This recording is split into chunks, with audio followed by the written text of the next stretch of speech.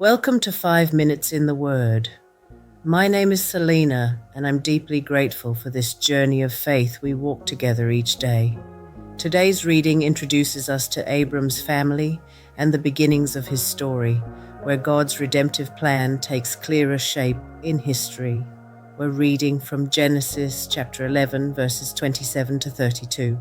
Genesis chapter 11, verse 27, Abram's family. This is the account of Terah's family line. Terah became the father of Abram, Nahor, and Haran became the father of Lot. While his father Terah was still alive, Haran died in Ur of the Chaldeans, in the land of his birth.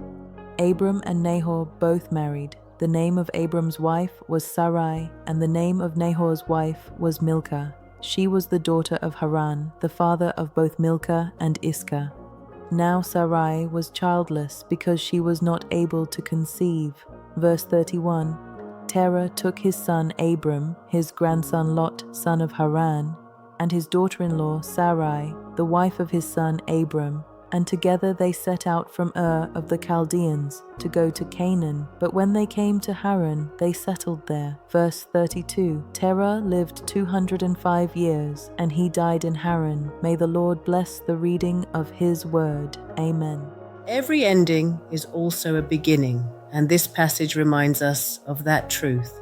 Terah's journey ended in Haran, but God was setting the stage for Abram's new beginning. Before the great journey of faith, there was a family story. Terah set out for Canaan but stopped in Haran, and God's plan with Abram was just beginning. Even when one chapter closes, God is writing another. Every ending is a new beginning with God. Today's memory verse is, Terah took his son Abram, his grandson Lot, son of Haran, and his daughter-in-law Sarai, the wife of his son Abram, and together they set out from Ur of the Chaldeans to go to Canaan. But when they came to Haran, they settled there. Genesis 11:31. God bless you. Join me again tomorrow.